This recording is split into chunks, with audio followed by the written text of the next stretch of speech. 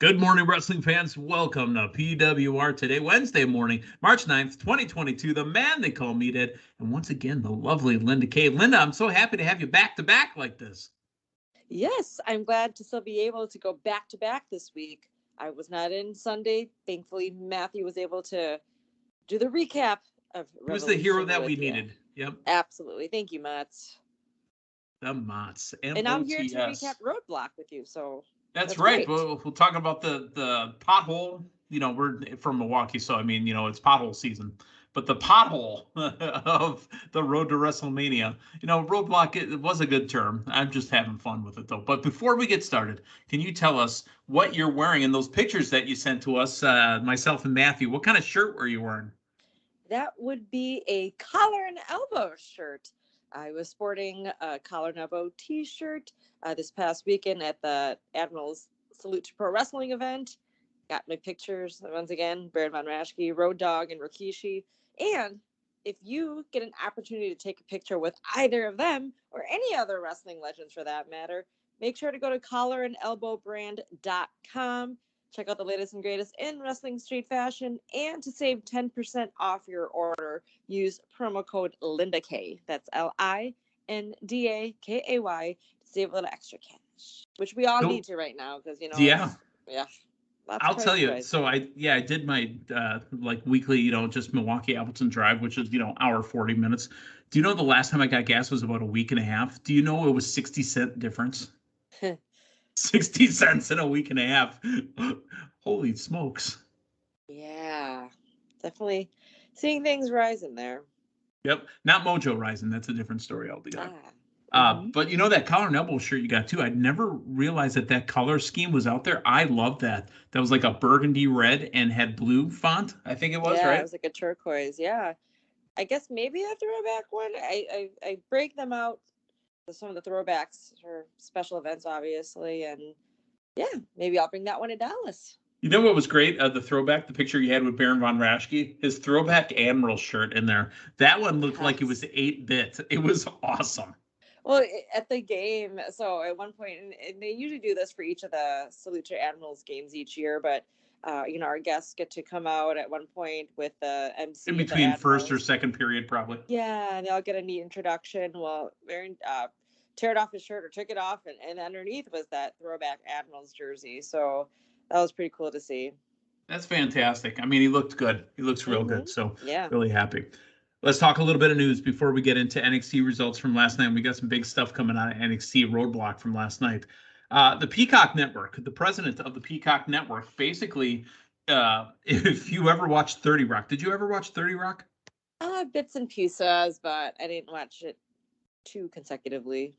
So there's a whole like underlying run that goes on in 30 Rock, which is very true.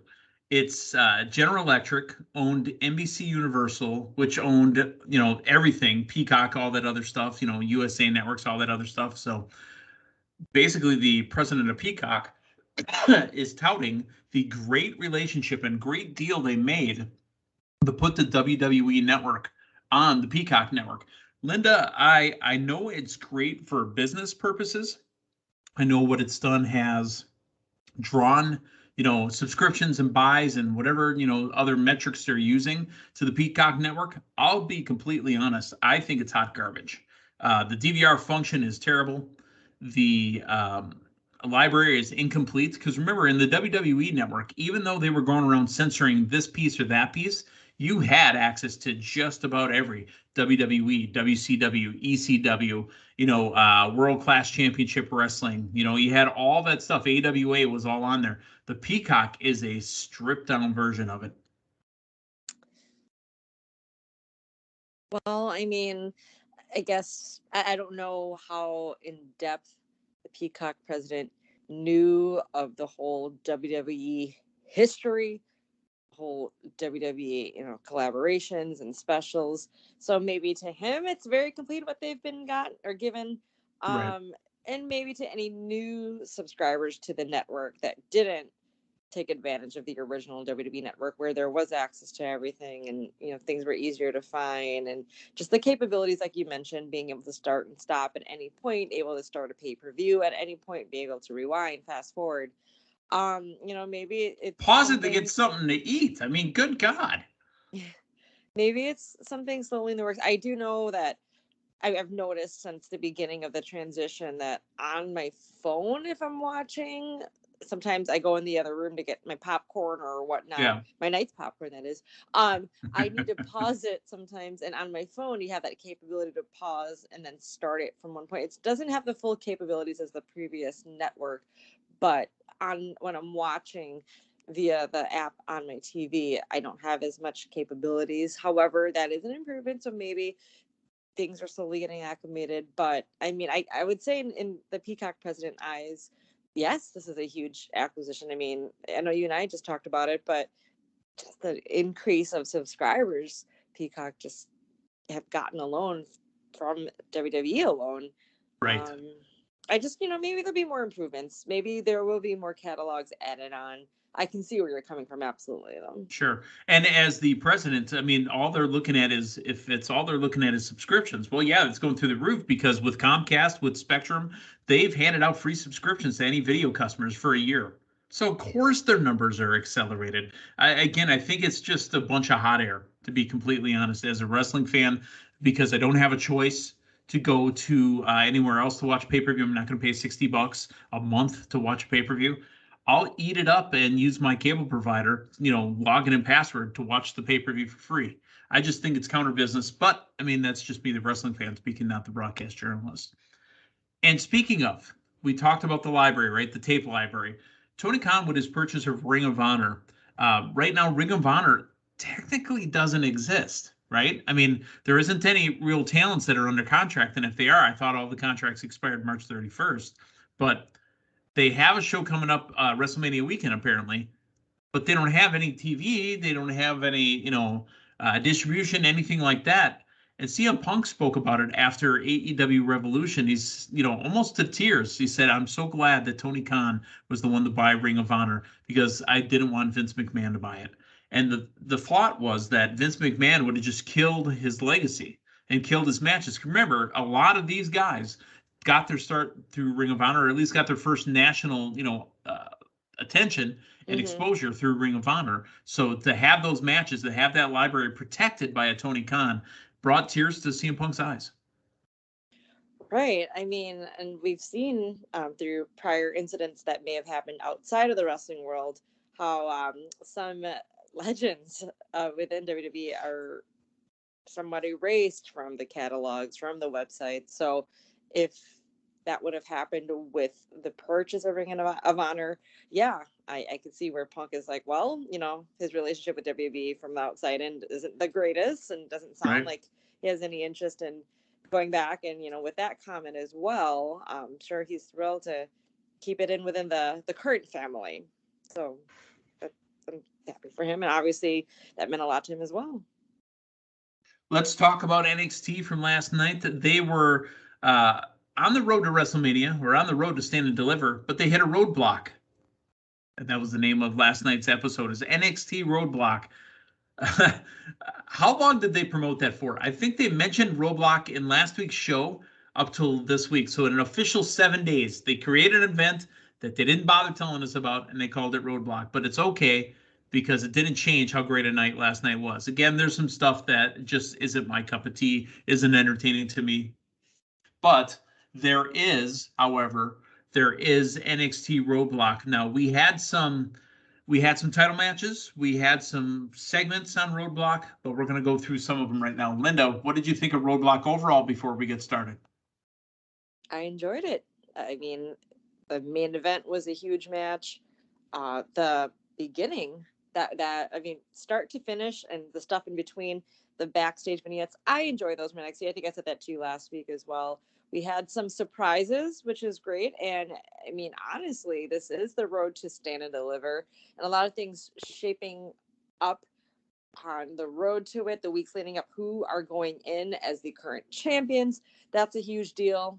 And, the unexpected is something I welcome for some things on with NXT. They surprised me with a lot of things, and I'm good with that. Fair enough. Let's start it off with the Women's Dusty Rhodes Tag Team Classic semifinals. Wendy Chu and Dakota Kai taking out Raquel Gonzalez and Cora Jade. The show starts off with Cora Jade's entrance along with Raquel Gonzalez as Wendy Chu and Dakota Kai are in the ring. Remember, Wendy Chu's the one who wrestles in the onesie. And Right. Again, it's not for me, but she's also a very capable wrestler. All right, so I just want to make sure that part is clear. Not bashing her. I'm just saying, a superstar wrestling in a onesie and falls asleep on a pillow is just not for me. Here's what happened. They attacked. It was Toxic Attraction attacking Raquel Gonzalez, which caused them to lose this match, heading to the finals. Who are got to be considered an upset? It's Wendy Chu and Dakota Kai. Right. That was the first surprise, the first shock of the night for me and for many people. I did not expect Wendy Chu and Dakota Kai to win. It made it, and even just the commentators mentioning Twitter, saying they think that Cora Jade and Raquel Gonzalez were going to make it to the end of the cup. That did not happen. Instead, we had Toxic Attraction, interfering and trying to injure Raquel Gonzalez. So that made me kind of step back and think, I know her and Mandy have had a feud in the past, but I thought the current feud with Mandy was more so with Kaylee Ray. So I was a little confused at that, but now it kind of just makes sense to me. The winners of the Dusty Cup would get a title shot at some point. I don't think we really know when, right? But they'll make up another name for another night. Hey, it's baseball starts in 3 weeks night here on NXT. Well, I was thinking that Cora and Raquel would win the Dusty Cup and then therefore challenge Toxic Attraction for the tag titles, but it looks like that can still happen. Sure. There's some weeks leading up, but yeah, it did surprise me. I mean, I guess, the other shows at WWE, we're going to put two individuals in a tag team and make them get a good shot at a title. So let's have I know Wendy Chu and Dakota Kai. I mean, they're still pretty new as a tag team. I know they were put together for this tournament. Who would have thought they'd make it to the finals? Yeah, well, there we are. All right, Tommaso Ciampa with probably the most passionate promo I've seen him do. Yeah, he does the toss in the chair thing at the end of the promo always, but him at the end, I mean, I felt the intensity of our boy from Milwaukee, Wisconsin, Tommaso Ciampa. Yeah, just setting the stage for what was going to be a huge and tremendous main event. The Creed brothers are laid out outside in the parking lot in the back, and they were supposed to have a match with Imperium, but because they've been laid out, they might not make it to the match. And I'm skipping ahead here, but I love the NFL Sunday type game report. By the way, we're going to go to blah, blah from the sidelines. Yeah, Creed brothers are not cleared to return to this match tonight. It's going to be MSK taking their spot in the match. Back to you, John. I absolutely love that. That, you know what? It felt like a Sunday of NFL football to me. Yeah, now that you point that out, it does. They've been doing that with Mackenzie for a couple of weeks now, I believe, because there's been sneak attacks and injuries. Is she the Erin Andrews of NXT now? Right, indeed. The sideline reporter, Tiffany Stratton and Fallon Henley. And Tiffany Stratton also did not win. Fallon Henley with the victory due to, I guess we'll call them shenanigans. But if a face does it, is it really shenanigans? Saray comes from behind from under the ring and kicks Stratton in the back of the head, then disappeared at ringside again. It was the other Saray, though, not the Sarai. Sarai, sorry. I can't keep the two of them straight. It's when the necklace glows, I can't keep them straight. Is it Saray? Because then there's Io Shirai. Yeah, Saray. Yeah, that's what I was talking about. The one with the glowing necklace. Yeah, Io Shirai is different. Yeah. No. But then there's the other Saray where she's in ring, like, she's got the one with the glasses, that look, and then she transforms. That's what I meant. The other Saray. Yeah, not Io Shirai. No. But the winner with an upset victory, Fallon Henley. Yeah, and I didn't realize that she was the bartender, I believe, that I want to say Yeah. Briggs and Stratton, but that's not it. No, please Tiffany continue to say Stratton. Briggs and Stratton. No, I'd rather you say that. It's Briggs and Jensen, but I want you to say Briggs and Stratton. Well, because we're just Folks, talking about Tiffany Stratton. yeah. Yeah, and you know what, folks, you guys don't know this. Briggs and Stratton, the maker of lawnmower motors and all that other stuff, also based in Milwaukee. So Briggs and Stratton is something in the back of our heads here. Yeah, so Briggs and Jensen, I believe, were at a bar a couple weeks ago, and I'll never unhear that, by the way. I'm never going to unhear you saying Stratton. I believe Fallon Henley was the bartender, so they have their connection there. Yeah. Another surprise of the night, Tiffany Stratton losing, so it looks like her and Saray will have some business to take care of. Never unhear it. I love it. All right, Trick Williams and Carmelo Hayes are back in the barbershop. I got to tell you, I love this.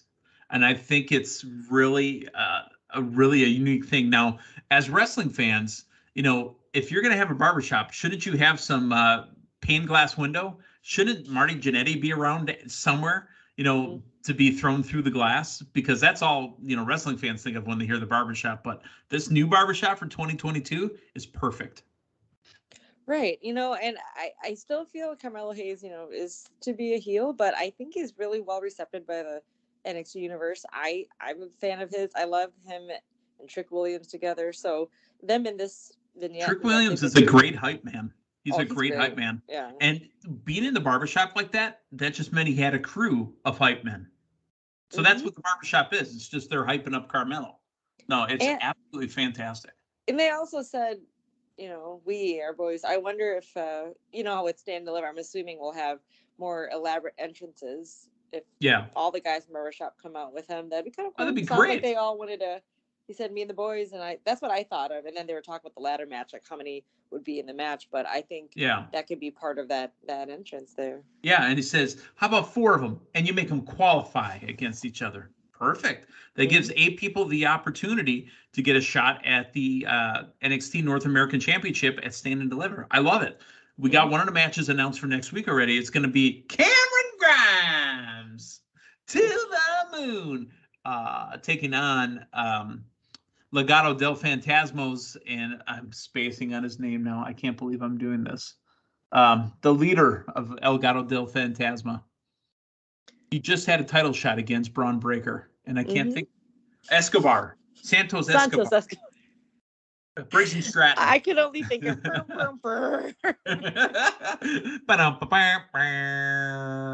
Yes. Or what else you could do too is when you went over the cliff. Yes, Price is Right. You know what? I wish they would have put Santo and Cameron in a match to decide between the two of them. They should be in the match together. Stars, yeah. Yeah. But I feel that Santos goes over Cameron. I'd love to see Cameron in there, and I wouldn't mind seeing Santos in there, but I don't think they should be an opening round match. It's like Duke and North Carolina playing in the first round of the NCAA tournament. You know what I mean? Right. I mean, we all know that Carolina would just stomp out anything Duke would ever have to do. Sorry, I'm not a Blue Devil guy. I'm a Tar Heel guy. I know Joe from Raleigh agrees. Let's continue on. Last man standing match, LA Knight and Grayson Waller. You know what I really like about Grayson Waller? He has those boxing trunks like a boxer, where he's got Waller going across the waist like that. I always thought those were really cool. Great match overall. Waller's bodyguard came out to help out and then gets handcuffed around the ring post. Did you see the final move of Grayson Waller going off the top rope through LA Knight in what I just realized is an elevated announce table? Did you ever notice that before? That the announce table is actually up a step from the ground? Guess I didn't notice that. I noticed it because I watched him like, boy, that table looks high, as LA Knight was putting Grayson Waller on the table. And then, ended up getting switched around. And then I watched him climb up to get up to the announce table. But the move from the top turnbuckle out of the air over to the announce table, he did the slam dunk move. He put it through both legs. Did you see that? That was tremendous. Yeah. I definitely give it to him. I know he's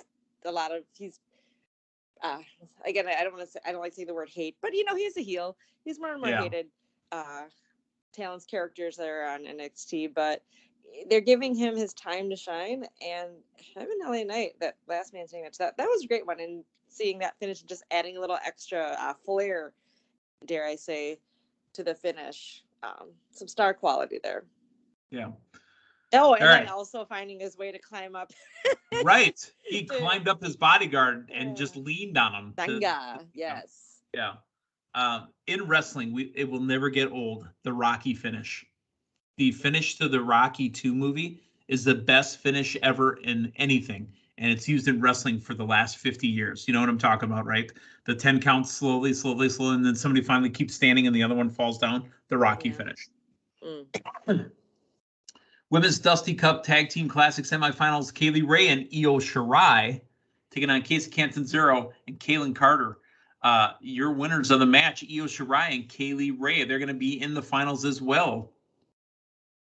Yeah, kind of surprised. I mean, I guess there weren't too many tag teams that have been tag teams for a while in this tournament. But I thought Catanzaro and her partner, the name spaced for a second, Kaden Carter, I thought they really looked like a team, and I thought they acted like a team. Their best friends are hanging out with, Briggs and Stratton. Yes. And No. They were what team I was going to say. They were more of an established tag team. Yeah. As was talking about lawnmowers. Persia and Indy. You know what I mean? We're no longer a tag team, by the way. They're going to have a singles match next week after Persia was locking lips with Duke Hudson. Wow, yeah. The theme love or lust in this case in NXT, I see.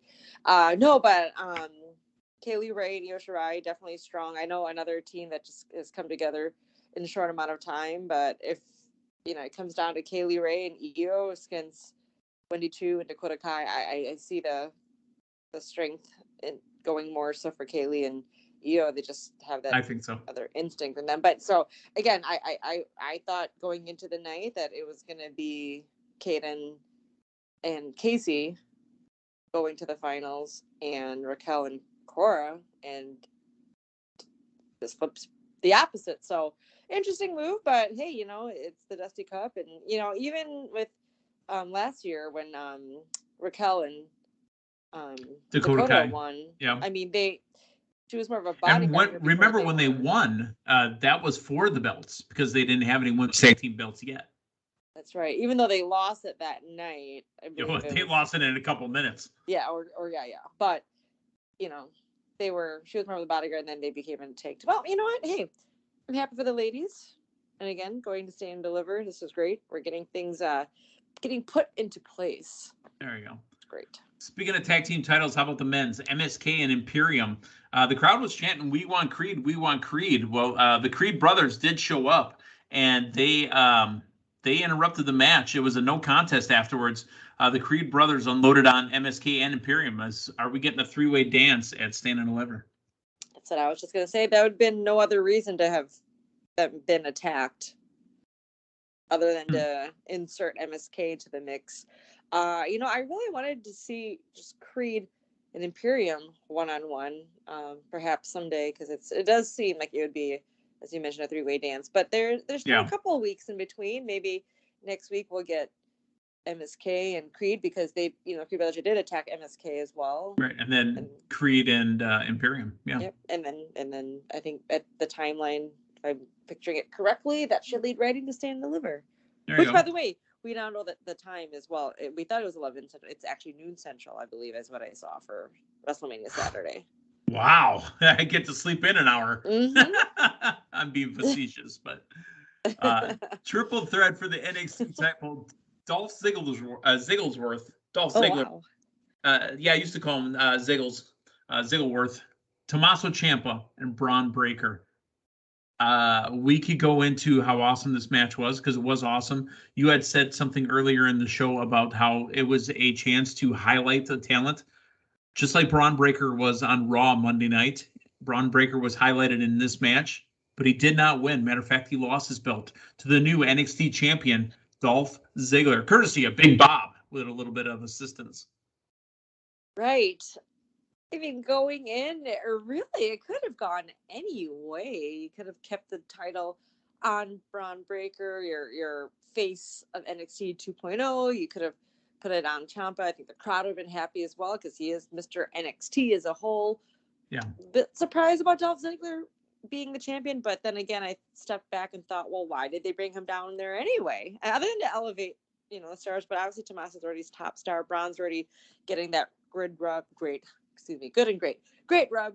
And then, Big Bob coming in. So it is interesting because they are the tag team, the Dirty Dogs, and now you're kind of elevating one more than the other, or not splitting them, but I don't know. That's just me thinking about how there's not as many tag teams in general, and now it's kind of the split. But yeah, so the only thing I can think of is this leading to another triple threat. Oof. That's stand and deliver for them. I don't know. We've had WrestleManias that have been bogged down by multiple person matches. Let's hope stand and deliver isn't that. Do you think it would be a one-on-one with either Braun or Tommaso, or what do you think? I think it's one-on-one. I think it's Dolph Ziggler and Braun Breaker for the NXT Championship, and I think he wins it back. What about Ciampa? I want Ciampa too, but I don't think it's going to happen. I think Braun Breaker is the star there. Hey, speaking of WrestleMania, and speaking of Saturday, after Stand and Deliver, we saw Kevin Owens on Monday night call out, What? Stone Cold Steve Austin. Yesterday, Stone Cold Steve Austin put out a video, about a 2-minute long video, and cut a promo on Kevin Owens. He keeps saying 19 years. It's been 19 years. I had to think about the 1, 2, 3 I took to The Rock in Seattle at WrestleMania 19. Kevin Owens, I'll see you at WrestleMania. I'll be there that Saturday. By the way, that's the show we're going to. I'll see you there that Saturday. And he says, you can call it whatever you want. You can call it a talk show. You can call it a brawl, a fight, a match, whatever you want to call it. I'm fitting to open up a can of whoop ass on your ass. Is Stone Cold Steve Austin wrestling again? Sure sounds like it coming from that video. You and I talked yesterday how it still could be done via a talk show segment, and Stone Cold could still come down via ATV, via something. I have to think of what else could get him. He might have to refuel down the ramp. Yeah. Oh my goodness. That's how long the ramp's going to be. And will he have enough to refuel on the spot right there, given the gas prices nowadays? He'll have to have a plane fly in. Do ATVs run on gasoline, or is it motorized? I would assume it's a gas, oil, some sort of mixture. All right. Well, yes, it could still, he could still put on a good ass whooping, just it being via a KO segment, a KO show at WrestleMania. But if it becomes an actual match, sounds like he's ready to go at it. And it sounds like he wouldn't have put that out and said all that if he wasn't physically ready. Only he knows that. I think we'll get an answer soon, whether it be via talk show, via match, via stipulation, something Dallas related. Yeah. I mean, I really feel that Kevin Owens also mentioning JBL, Shawn Michaels, and Booker T, that those legends get involved somehow as well. Maybe it's a stunner versus stunner match. How many stunners can you get in 5 minutes? That's right. And go. We're at 37 stunners each, and a spin-a-rooney. Oh, and a super kick, and a clothesline from hell. Yes. All right, perfect. I can't wait, Linda. We're under a month away. We've got hotel ready. We've got days off ready. We've got plane tickets ready. We are on our way to Dallas. Less than a month. Shenanigans as well. Shenanigansparty.com, everyone. That's right. If you haven't got your ticket. Yes. Yep. We'll have to talk to Dave, the Popcorn Night Hero, again to see who else he's got lined up for Shenanigans on April 1st down at Gillies. So, Linda, that's our week between you and me. I've got Matthew Thomas lined up tomorrow morning and Friday morning, and we'll be talking AEW Dynamite. There is talk. It's kind of a whisper. Maybe somebody that does a whisper in the wind may be showing up. You see what I did there? Yes. That's who came to mind. I left it at the end of the show as kind of a secret Easter egg. There might be a whisper in the wind. For Linda Kay, the band they call Meathead, thanks for stopping by. We'll talk to you tomorrow morning. So long, everyone.